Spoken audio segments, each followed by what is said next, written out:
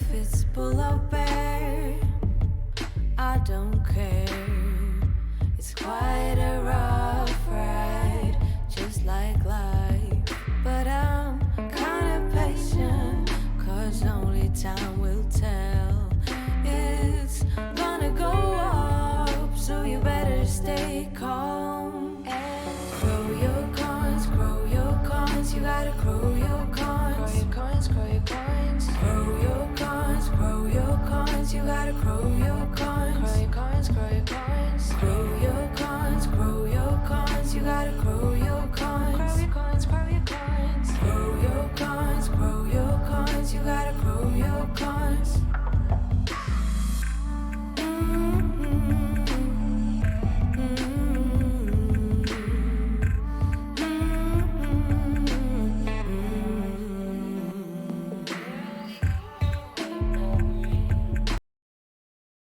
What's up, ladies and gentlemen? Welcome. I am the Crypto Crow, and I'm taking a little bit of a risk today because a lot of you guys out there, you guys are always expecting me to pump out crypto content on the regular, and I used to do daily videos, and I do miss doing that.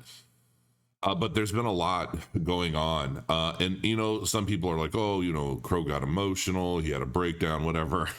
It's not really what this is about. I've been just looking for the next step. What's happening in the world? What can I expect? How do I get ahead of it? How do I prepare for what I think is coming? And it's a tricky situation, to be frank, and I don't have all the answers, and I get asked a lot of very specific questions about what do I expect to see happening, and I I burden my wife, unfortunately, with every thought, idea, brain fart, you name it, that pops into my head. And I read a lot of different books. I've been reading stuff from Ray Dalio. I've been listening to his audio book. I have his book, other books. I've been listening to Peter Schiff, which some of you will be surprised by. And to be quite frank with you, I feel like, really the only thing Peter Schiff ever seems to be wrong about is Bitcoin. But even now, in the current state of affairs, I think he could be onto something, at least in the short term. Now, I am obviously still a big proponent of blockchain, cryptocurrency technologies, and I think I always will be. But with the current state of affairs right now, and many of us in the crypto space since 2017, and I say many of us since 2017 because I feel like it's more likely that those of you watching me or watching this video right now have likely been a part of my journey since 2017, and hopefully have done very well yourselves. And according to a lot of the reports I get, the messages across all social platforms, including the comments in these very videos, many of you did. And I think some of you are waiting for the big boom, the big next blow off top to happen right around the corner. And I don't see that coming, folks. I didn't see that coming for a while. And when I finally made the decision that, you know what, I think we're in a bear cycle and there isn't anything anybody can do about it. And it doesn't really matter necessarily that the big whales and whoever is buying hundreds of millions of dollars in Bitcoin. They're buying for the future. You could be too, and that's fine if you expect things to go well. I do. I still maintain a very small portfolio that I have not liquidated.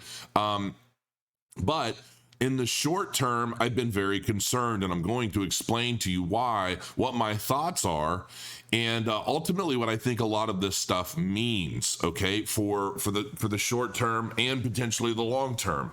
Now, as I dive into a lot of this, I want you to understand that a lot of the focus around what's going on right now, I believe, is laying the foundation for a world-changing, fundamentally a world-changing environment by 2030.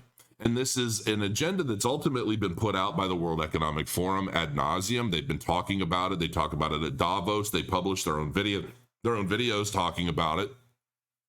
And I think it's obviously happening. I think honestly, everybody, you can have your own thoughts about the pandemic, right? You can have your own thoughts, whatever they may be. But there's no question that the pandemic has helped establish more of a fundamental stronghold on how a lot of these WEF Davos plans for a better world, if you will.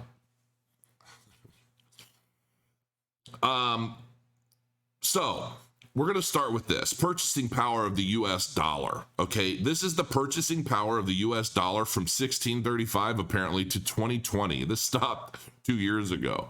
But as you can see, if you're looking at this, it has basically just declined. And I know that when Nixon basically pulled the dollar, I'm pretty sure it was Nixon pulled the dollar off the gold standard, it just plummeted even further, much faster, because ultimately it wasn't backed by anything anymore. The Fed could print as much as they wanted, and that has been causing the dollar to steadily drop in value. Now, Peter Schiff, inflation is really a tax. Now, what we're seeing right now is we're seeing, basically the way the system appears to work is the more money that's printed into the system, the more that needs to be printed into the system. Otherwise, taxes have to go up, direct taxation. Now, I'm going to link all of this in the description of this video below so that you guys can go read it yourselves. I want you to watch this video by Peter Schiff. I don't care if you're a crypto moon boy. I don't care if you hate this man for his tweets. I don't care. And this is another point that I want to make. I see this a lot politically. I see this a lot. I see this a lot everywhere. This blind tribalism. It's got to stop and it's got to go away, because I believe that a big part of this blind tribalism is how entire societies are manipulated, quite frankly, to do XYZ for whatever means or purpose. And, I see this tribalism against guys like Peter Schiff. Oh, he hates Bitcoin, he can burn in hell. Well, you know what? I don't believe that at all. When a man of Peter Schiff's stature, his successes, in his history of knowing what he's talking about speaks, I don't really care if you agree or not. You should at least listen, okay? Because quite frankly, the majority of what this man talks about, I agree with. Now, recently, and if you watch this video, I'm pretty sure it's in this video or one, he's going to basically say, don't buy Bitcoin because it's not real, right? In his eyes, Bitcoin isn't real. And to an extent, he's right. It's not. It's digital. It's virtual. It exists somewhere in cyberspace. You can't hold 5 pounds of it in your hand. And when we're talking about Bitcoin as a store of value, well, he's right. I mean, because technically, I believe Bitcoin is currently a store of value against the crypto market to some extent, because even when it drops, it doesn't necessarily drop quite as fast as a lot of these altcoins do. Because as speculation drops in the crypto market, when speculation drops, use case also drops. We see it even across YouTube. Influencers in the crypto space will talk, we're definitely in a bear market because my numbers are going down. Yeah, they're going down because the retail market isn't necessarily buying into the hype right now. There's not a lot of hype going on. The FOMO is gone. The speculative value of these crypto assets in their early stages is vanishing, right? But what doesn't vanish is Bitcoin. And I do believe that it's a strong store of value in a bull market against what might be going on in the world. But ultimately, if you're looking to get in and out of crypto positions, Bitcoin is that ultimate store of value. But when it comes to a bear market, which is obviously what I believe we're in right now, it's not necessarily going to be the strongest store of value against inflation or the devaluation or the debasement of the dollar, because it's dropping pretty quickly. And in a bear cycle, it looks to be the Bitcoin is dropping in value much faster than the dollar itself. Now, what isn't is gold. I mean, hard gold, okay, physical assets. And I'm not talking about ETFs. I'm not talking about paper gold. I'm talking about buying physical gold that you hold in your hand. Actually looks to be honestly a pretty significant hedge. Right now it's at almost $2,000. Okay, that's insane. This starts at 2000. I started this chart at 2000. Gold was $286 an ounce. Okay, 22 years later, it's almost $2,000.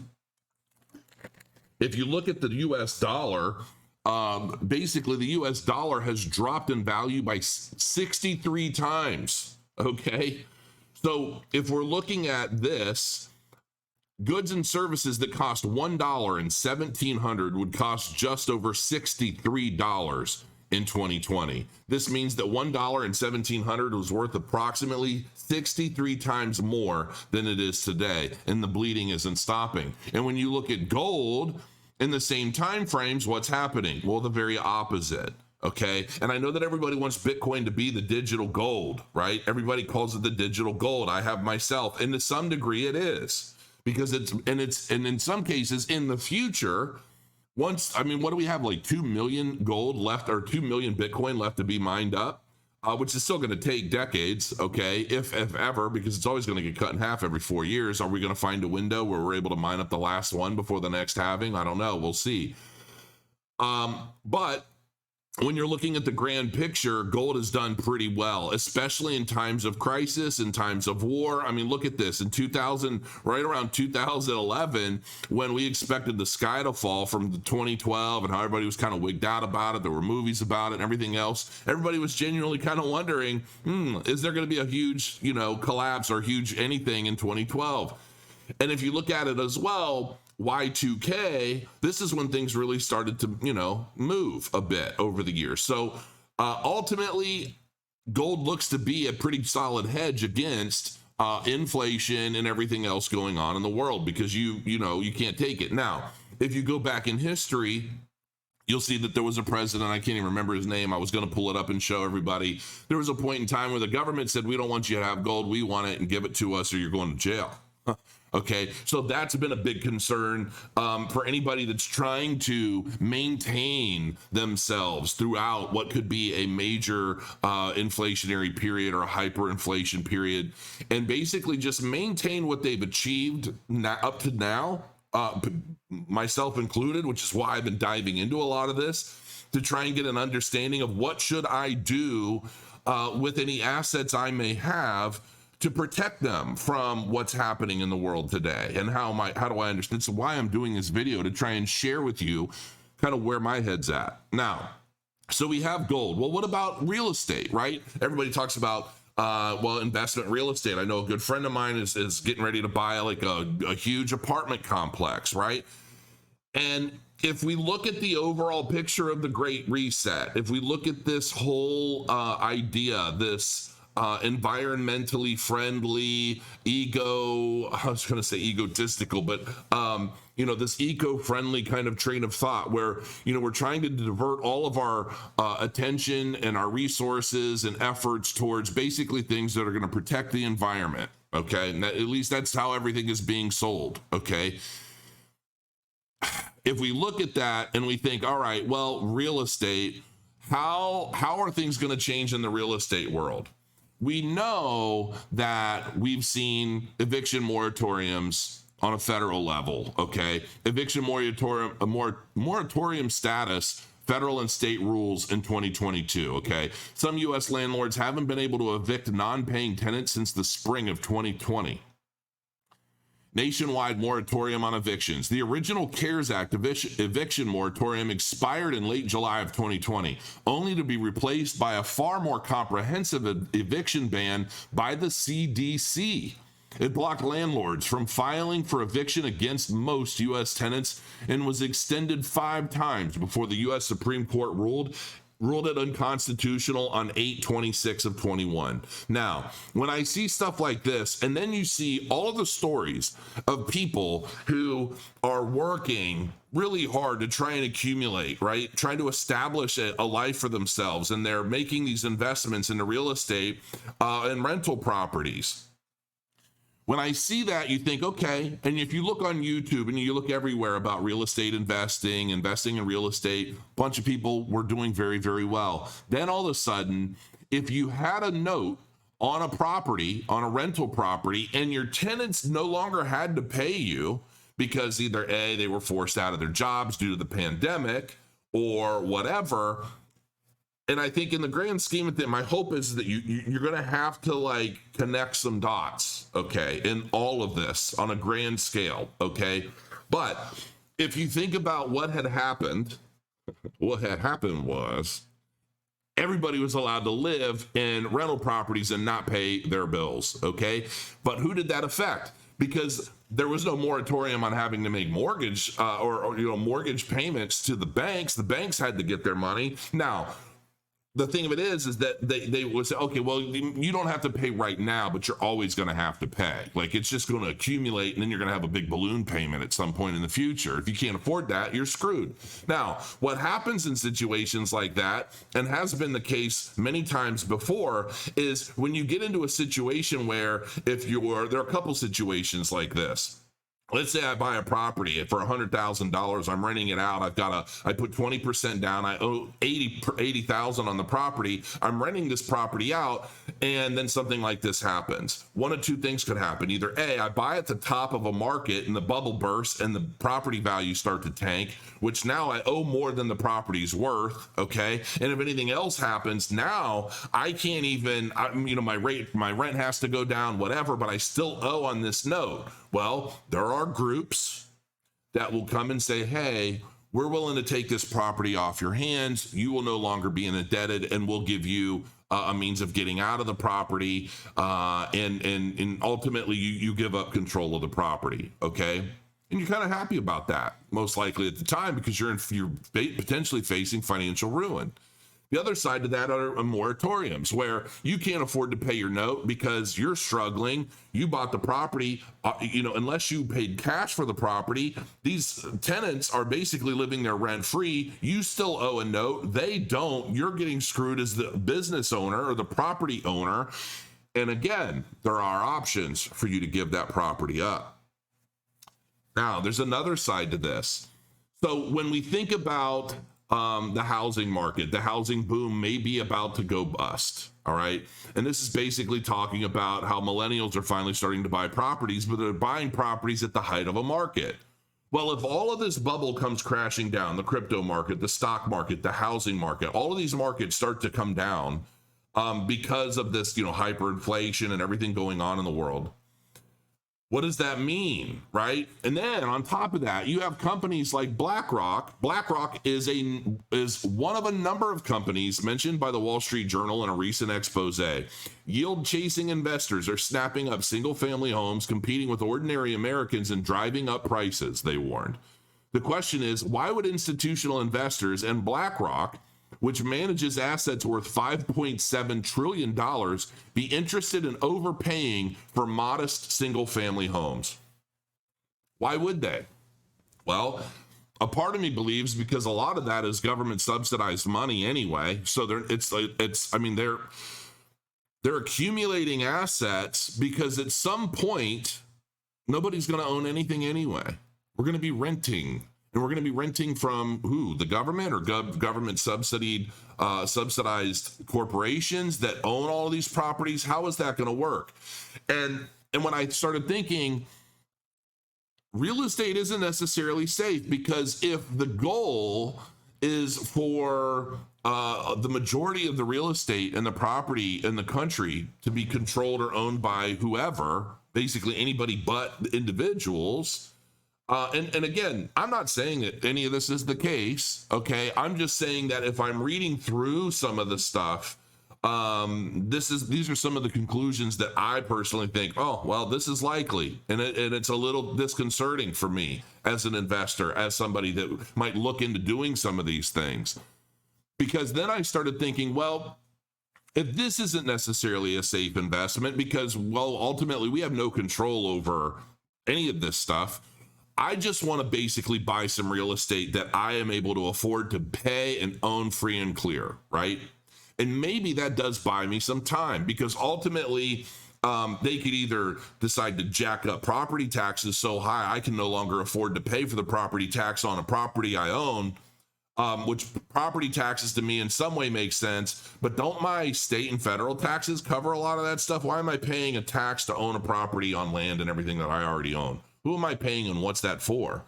So I've always kind of questioned that. One of these days I'm going to dive into that myself. But the other side to that is, if I look at hold on, let me see, where is it? That's not it. Oops, I just closed something I really wanted. Okay, I might have deleted it by accident. But I had an article somewhere in here where it basically discusses Biden's proposal for an unrealized capital gains tax. And I know Janet Yellen has discussed this as well. And I don't necessarily think it's happening anytime soon, but if the idea is overall to get everyone out of their single family homes in basically under the ownership of a more government controlled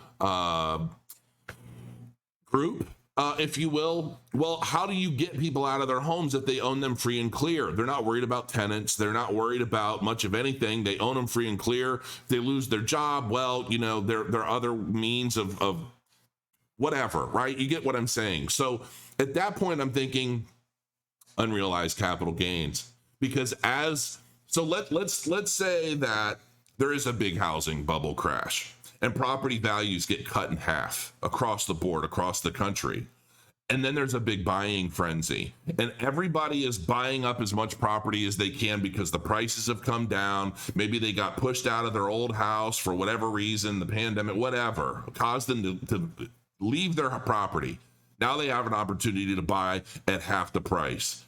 Then, now you just bought a property at half the value that it was however long it was ago, and they institute an unrealized capital gains tax. Well, now, if that property starts to rise in value again, you have to basically pay your property tax and then an unrealized capital gains tax on that same property just to keep it.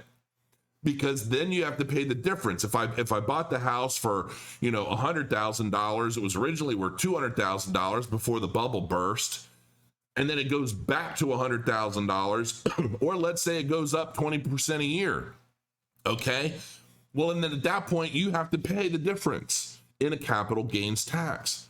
Even though you haven't sold the property, you're still going to owe the money. Now, as of right now, this hasn't happened. But if I look at everything going on and how everything seems to appear to be to take ownership out of the hands of the general public in favor of ownership in any of these groups, and you think about the fact that they're printing trillions and trillions of dollars all the time, and it doesn't seem to stop. Inflation is going crazy.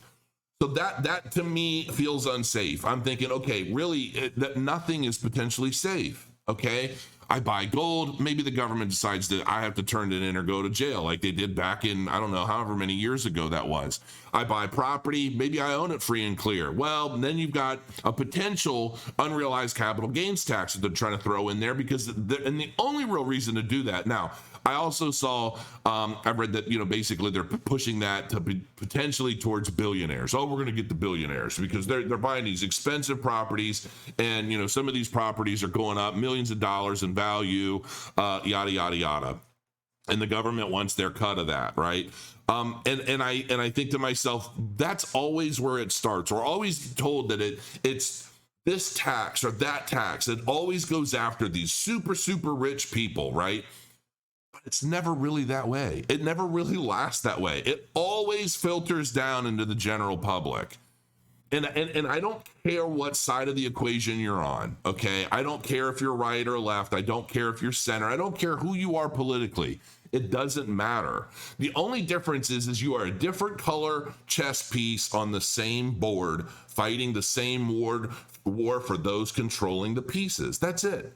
And ultimately, this is the game. This is all the game. It doesn't matter what side you're on. The only thing that matters is how differently you're being manipulated and by what trigger points.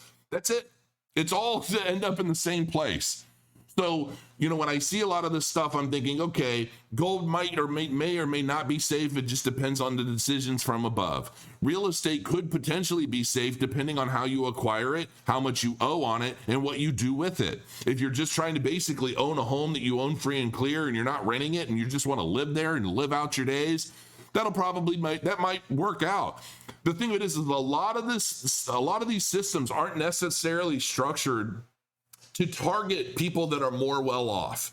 These are things that are meant to, in my opinion, to bring people under I don't know how to explain that without sounding crazy, but I think you get what I'm saying. Now, 21st Century Dollar Act, introduced by Hill.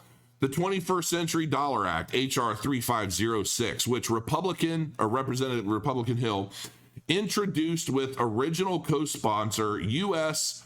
Representative Jim Himes, a Democrat of Connecticut, would require I'm so bad with these acronyms, all that, would require the U.S. Treasury Department to coordinate with the Federal Reserve on implementing a strategy to ensure the American dollar remains the primary global reserve currency, which is held by central banks around the world in large quantities and is used to conduct international trade and financial transactions, according to information provided by Representative Hill's office.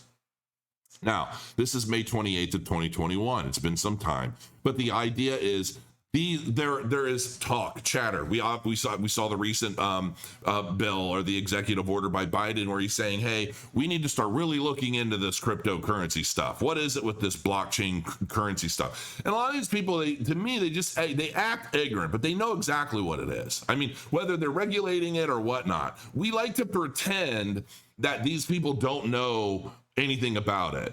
They do. They get it. They know, okay?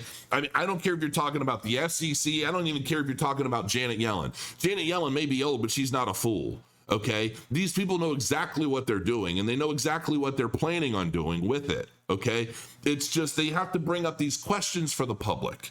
And that's what I've always kind of felt. Politics, all of this stuff. It's one big performance. It's one big play for the public, and everybody is competing to win their seat because they want to make these decisions. They want this power. They want this, the benefits associated with being in these seats of power, but they know what's going on.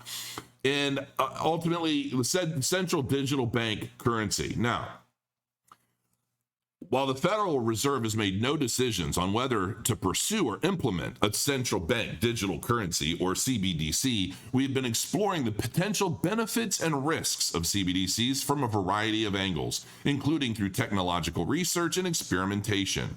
Our key focus is on whether and how a CBDC could improve on an already safe and efficient U.S. domestic payment system. I'm going to tell you how. I'm going to tell you what I believe they're going to realize if they haven't already, and that is that the blockchain digital currency, a CBDC, can be programmable. They can basically use this currency to tell us what we want to buy, what we can spend this money on, what we can use it for, and they can make sure that it's all in a Greenpeace kind of way. In other words, if I buy a big gas guzzling truck and somebody who's monitoring any of this stuff sees that I've spent $400 on fuel for whatever reason, maybe it's just because I like driving around aimlessly burning fuel and I'm spending a lot of money on that and they don't like it and they don't think that's very green.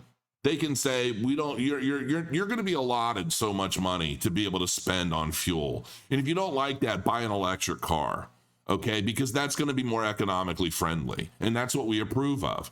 And I know some of you out there watching this, you're going to think, oh, Crow's lost it. Okay, have I? I'm going to show you otherwise in a minute.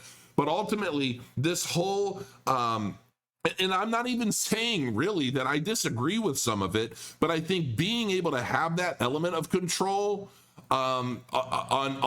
directly on a currency and who is using it, because if you see, a lot of people are willing to adopt these like digital passports where they've been experimenting in like Puerto Rico and other places, these digital IDs that basically tie your identification with data, okay, whatever that data may be.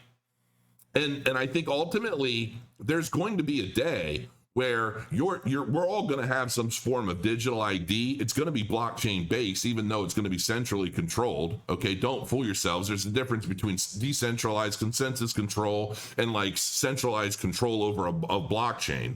Okay, but ultimately, I think that this digital ID is going to be tied into these CBDCs.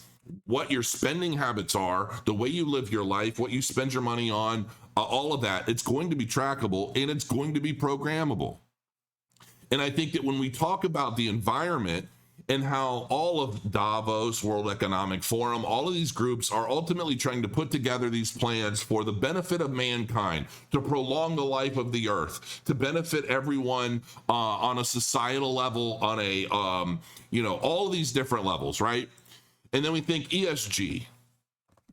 Many of you probably have never heard of the ESG scores or have any idea what the heck that is. But ultimately, these ESG scores, I believe in time, are going to be trickling down to the individual. Right now, a lot of companies and their funding and a lot of things associated with these companies are being controlled based off of their ESG score. Ultimately, well, let's just read it. Environmental, social, and governance scores, a social credit framework for sustainability reporting, are being used as the primary mechanism to achieve the shift to a stakeholder model. They measure both financial and non-financial impacts of investments and companies and serve to formally institutionalize corporate social responsibility in a global economic infrastructure. Environment, social, and governance scores are theoretically supposed to incentivize responsible investing by screening out companies that do not possess high ESG scores, while favorably rating those companies and funds that make positive contributions to ESG's three overarching categories. A company's ESG score has become a primary component of its risk profile. And you'll hear now, the rumor is that we all have an ESG score already. We just don't know about them. And basically it's used to keep track of kind of like how we waste, what we waste on, what we do with our money, what all of that. Okay. And it's very similar to, corporations. Very green corporations have, I'm going to just say somehow, some way, Twitter, Facebook, they probably have really high ESG scores. I'm guessing. I don't know. But these are all the different companies, some of the biggest banking and financial companies and their associated ESG scores. And it's a real thing. This isn't some made up nutty bar thing. This is a real thing. And I think that ultimately, if you have a stock portfolio full of companies with high ESG scores, my guess is that if you have an ESG score of your own, it will likely go up. And if that does go up, you will likely have more freedom to do things with your own money in the future than somebody with a low ESG score who's frivolously throwing resources around, being wasteful, or investing in companies that compete with the overall global economic or environmental agenda, if you will. And that's just what I think is possible. I'm not saying that's what's happening. I'm just saying that when I put some of the dots together, and I think if stuff like this is already affecting major corporations and they're all being rated based off of things like this, how will that affect or trickle down to the individual person, the retail investor, or just the general person on the street? And how will social scoring come into play? Is that social score going to be dependent upon what we do and say on social media or things like YouTube? How will that work out? What does that mean on the grander scale? Then when I go and I see stuff like this, here are the groceries you might be missing on store shelves due to food shortages in 2022. And it goes into all of these different foods, meats, the increase in pricing, the shortage of all of this stuff. What does that mean? Why is that happening? The Biden administration announced on Wednesday that it would expand a program that pays farmers to leave land fallow, part of a broader government-wide effort to cut greenhouse gas emissions in half by 2030. Everything boils down to 2030. 2030, folks. We've got 18 years. Over the next 18 years, what all do you think is going to change between now and 2030? Where the whole agenda overall, I'll just let them say it themselves. Welcome to 2030. I own nothing. I have no privacy, and life has never been better. Ida Auken, member of parliament in Denmark. This is what I see happening. And when you bring all of this stuff together, depending on how we play this, to a large degree, it's very scary. But ultimately, I think the idea is that if you struggle to get by, maybe you'll get some help from a lot of this. it's going to be at the expense of someone else. In my opinion, I see it being that way. And if ultimately it helps the greater good, and this truly does, if this isn't about empowering the few to have much more control over the many than they already have, and it really is about, saving the planet, saving the environment, saving the people, making lives easier for everyone else, that's really all I want. I just want to be happy. I really do. I just want to be happy. I don't want to deal with a bunch of bullshit. I want to be able to just live my life, be left alone, and if I can, help other people, educate other people, improve their lives. But the track record for a lot of this stuff just doesn't rub me the right way. And I have a really hard time dealing with the idea that the people making decisions for things like this, the majority, I believe, most likely, are just crazy. I mean, if you look at what it takes to be a CEO of a corporation, why is it that the majority of CEOs, the statistics out, you can find the statistics out there, the majority of successful CEOs are psychopaths or sociopaths, as they put it? Because you kind of have to be a little crazy, and you kind of have to not care about the few eggs you have to break to make the omelet.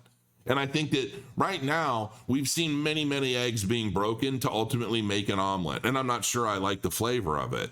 And so, and it concerns me as somebody who has spent, 44 years of life learning, educating myself, trying and failing and doing everything I've done to try and improve my life, improve the life of my family and those around me, while trying to educate others out there to improve your lives and to get better, do better. If ultimately it doesn't mean anything because we're all just a bunch of gray lemmings running around doing what we're told, for what? I don't know. A place to live and a few meals that are calorie specific, and who knows? You get what my point is. So anyway, the moral of this whole video is when I look at what's happening with the dollar, I look at what's happening with gold, and I look at the crypto markets, basically the crypto markets coming down, bear market. I think that overall in the crypto space, we're going to see a lot of the altcoins out there go completely to the crapper. Okay, because a lot of the crypto assets out there are being built on the idea that they're going to achieve great big use cases that we're not going to see. We're not going to see anytime soon because the crypto market is built and thrives on speculation. Without that speculation, there's no use. There's no use case.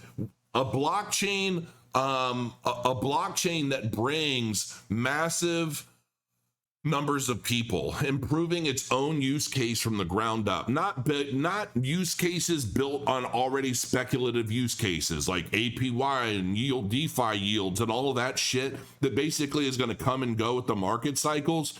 We need to see significant use cases on blockchains that are actually changing the way the rest of the world lives their lives and improve it.